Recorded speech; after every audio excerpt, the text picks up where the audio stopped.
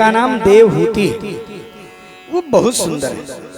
आप विचार करिए, देवहूति इतनी सुंदर है, ललना ललाम है, सुंदरियों में सुंदरी, और इतनी सुंदर है महाराज की उनके लिए लिखा है कि एक बार गेंद खेल रही थी अट्टालिका पर, विमान से गंधर्व जा रहा था, मूर्छित हो गया देख करके उनका सौंदर्य, उनका अधिक पपुह सहिष्ठो, उनका माधुर्य, लावण्य, सौरस्य, सौरभ्य, वो कमनीयता, रमणीयता देख करके महाराज मूर्छित हो गया, गिर गया।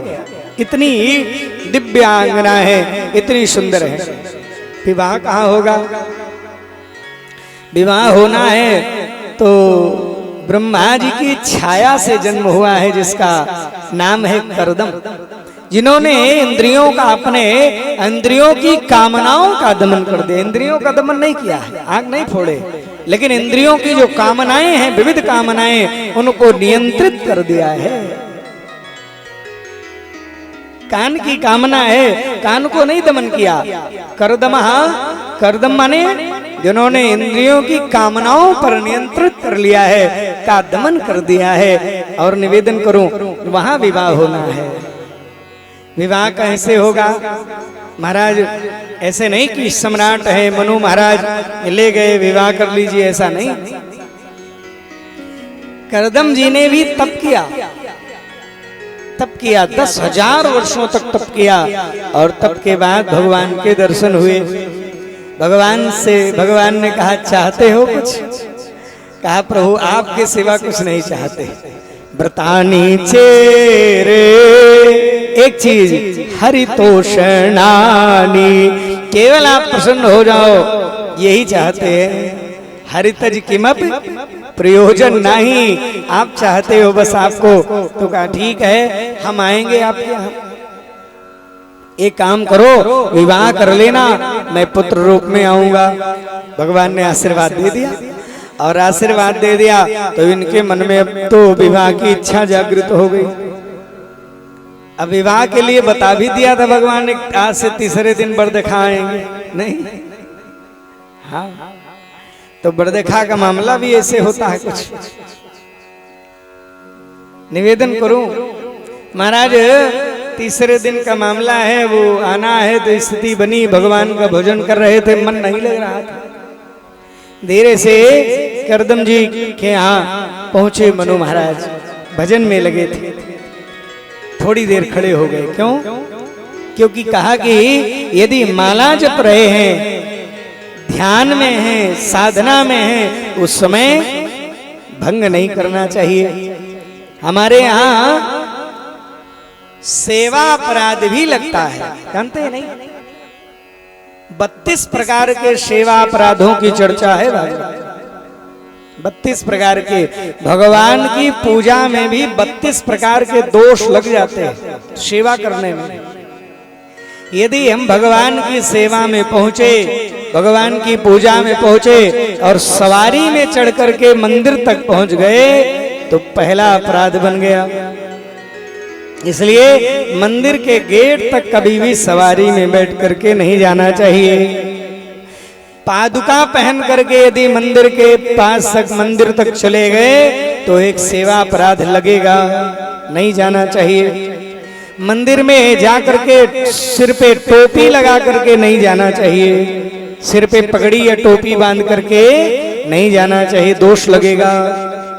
नील दिए हुए, नीले रंग, नील दिया हुआ जो वस्त्र है, वो भी पहन करके भगवान के पास नहीं जाना। मैया आपके लिए भी है, माताओं के लिए है कि बहुत श्रृंगार करके, बड़े आभूषण पहन करके भी भगवान के मंदिर में नहीं जाना चाहिए। मंदिर में जाकर के किसी की प्रशंसा या किसी की बुराई नहीं करनी चाहिए, ये भी अपराध है। मंदिर में भगवान के सामने किसी को प्रणाम नहीं करना चाहिए, ये भी अपराध है। मंदिर में केवल भगवान को ही प्रणाम करने की विधि है। गुरु भी हो तो मूर्ति से थोड़ा हट करके उनको प्रणाम करें।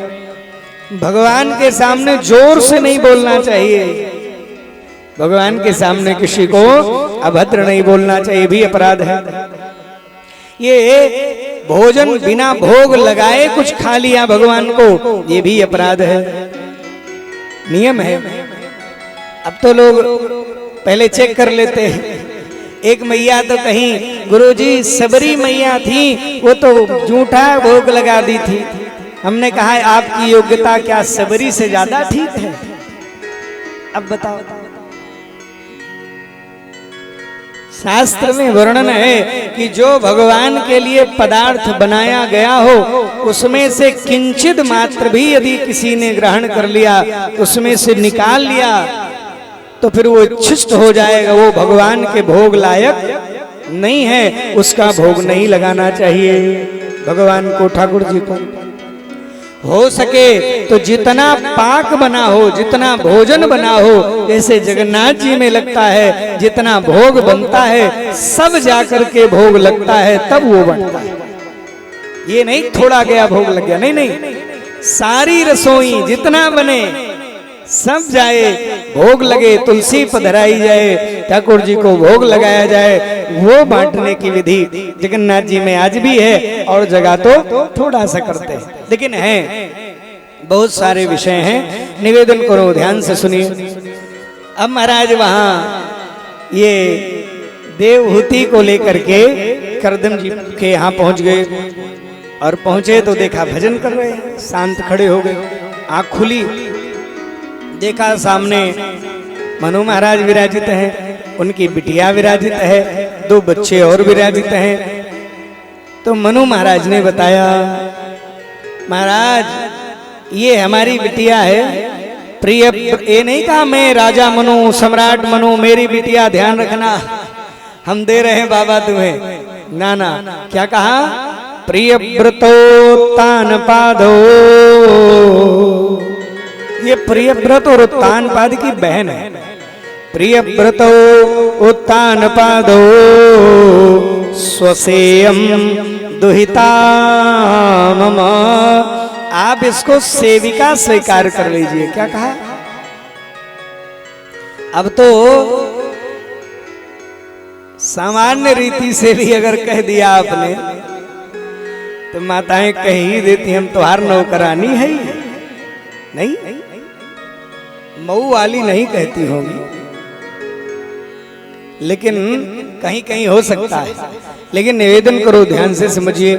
तो लेकिन कह रहे हैं मनु महाराज, स्वसेयम, इसको अपनी सेविका स्वीकार कर लीजिए। स्वसेयम दुहिता मम, मेरी ये बिटिया है महाराज, स्वीकार कर लीजिए। तो कहा कि क्या गुण है?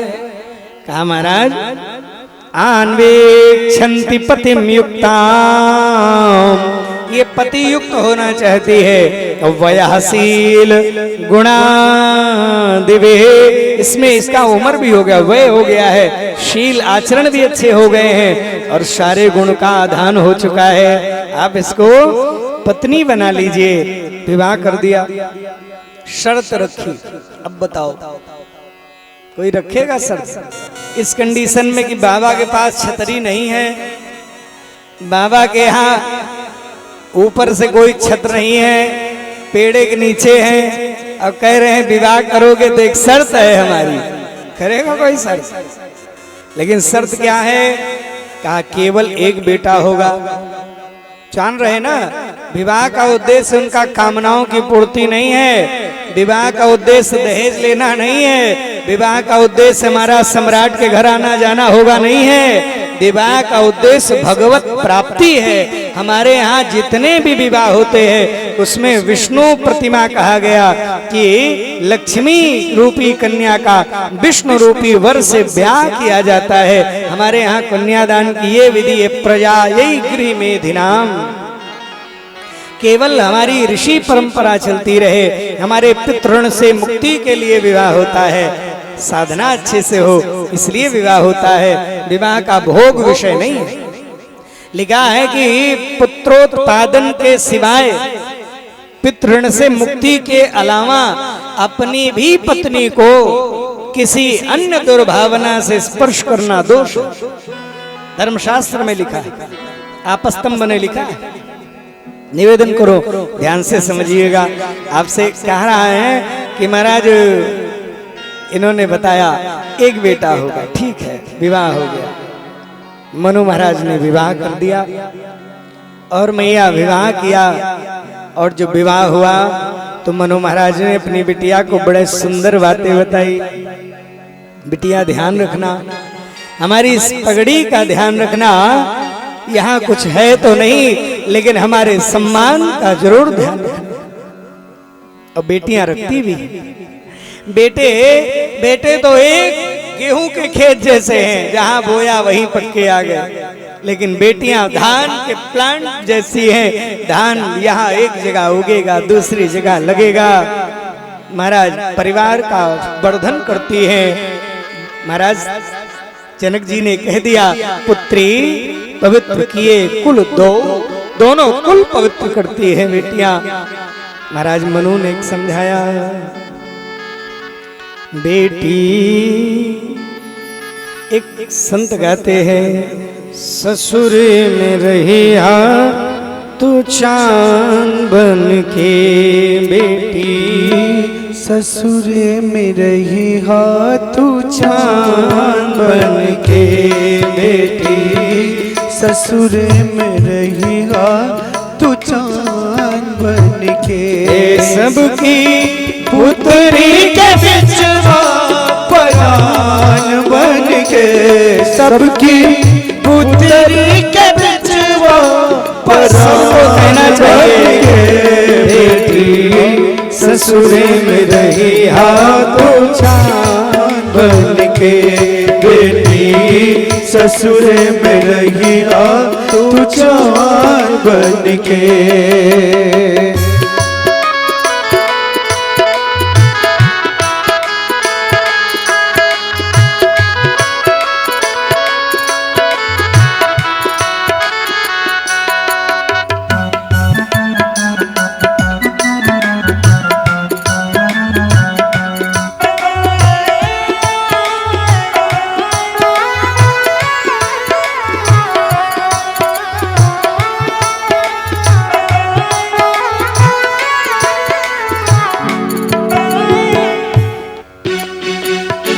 सासु के इस दिन चरण दबई है, सासु के इस दिन चरण दबई है, सासु के इस दिन चरण दबई है। एक माता जी से हमने पूछ लिया गया, हमने कहा माता जी सेवा तो खूब हो रही होगी, बहू आई थी नई नई।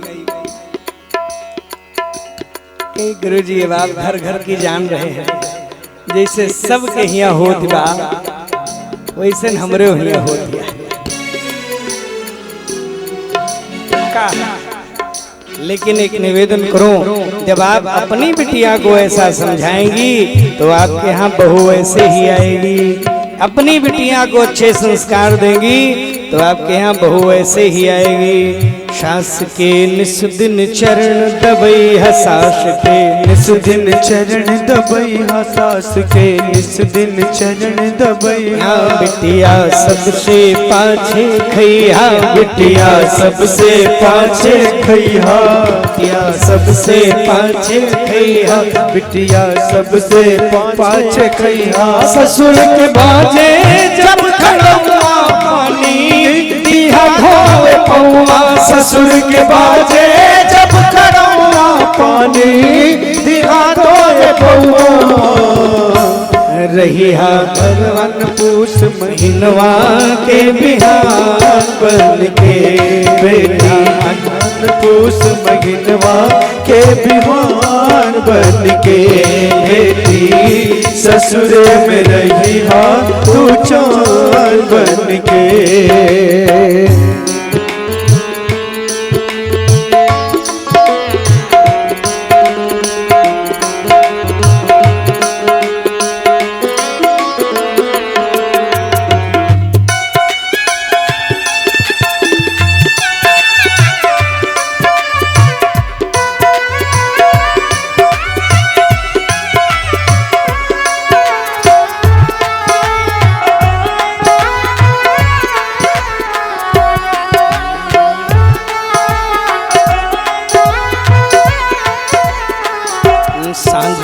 तनिको समय जो पैहा सांझ के तनिको समय जो पैहा छोटहर लड़कन के पढ़ैया छोटहर लड़कन के पढ़ैया सांझ के तनिको समय जो पैहा सांझ के तनिको समय जो पैहा छोटहर लड़कन के पढ़ैया छोटहर लड़कन के पढ़ैया जो के हुए के आहट पैया मुखड़ा घूंघट में छिपैया जो के हुए के आहट पैया मुखड़ा घूंघट में छिपैया रहिया घर में हीरा मोती के दुकान बन के रहिया घर में हीरा मोती के दुकान बन के बेटी ससुरे में रहिया तू चार बन के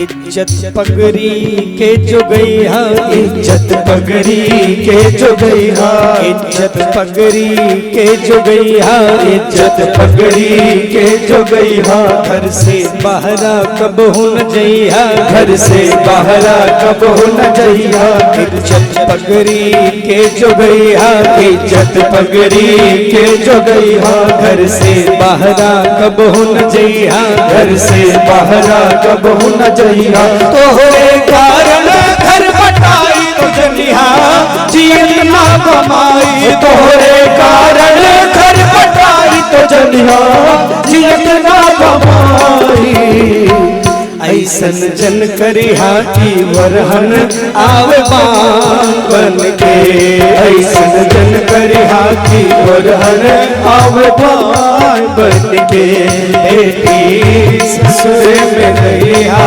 तू जान बन के बेटी ससुर में रहिया तू जान बन के सबकी उतरी के बिचवा परान बन के सबकी उतरी के बिचवा परान बन के बेटी ससुर में रहिया तू जवान बन के बेटी ससुर में रहिया तू जवान बन के हाँ तू जान बन के ओ तू जान बन के बोलिए भक्तवत्सल भगवान की बेटी का विवाह हुआ और मनु महाराज आ गए। अब जैसे ही विवाह हुआ सज्जनों, विचार तो आया था कि एक बेटा होगा, लेकिन अगले ही क्षण मैया समाधि में चले गए। और एक दो दिन की नहीं, 500 वर्षों की समाधि लगी। 500 वर्ष बाद जब आँख खुली तो बाबा देखे जो ललना ललाम थी, सुंदरियों में सुंदरी थी, वो डंडा ले चलने लगी, झुर्रियां पड़ गई, मोटी मोटी लटें पड़ गई। आप कौन? कहा आप कौन? तो आवाज वाली होती तो हैं? 7 दिन बात न करिए तो पता लगता है कि नहीं। सूटकेस पैक, हाँ तुरंत फोन, चर्चाएं शुरू। निवेदन करो, 500 वर्षों तक पति ने बात नहीं किया, लेकिन सेवा करती रही। कहा देवी आपकी सेवा से मेरी साधना संपन्न हुई, मांग लो, चाहती क्या हो? कहा प्राणनाथ अब क्या चाहते हैं? अब क्या चाहते हैं? कहा महाराज कुछ भी इच्छा हो तो मांग लो।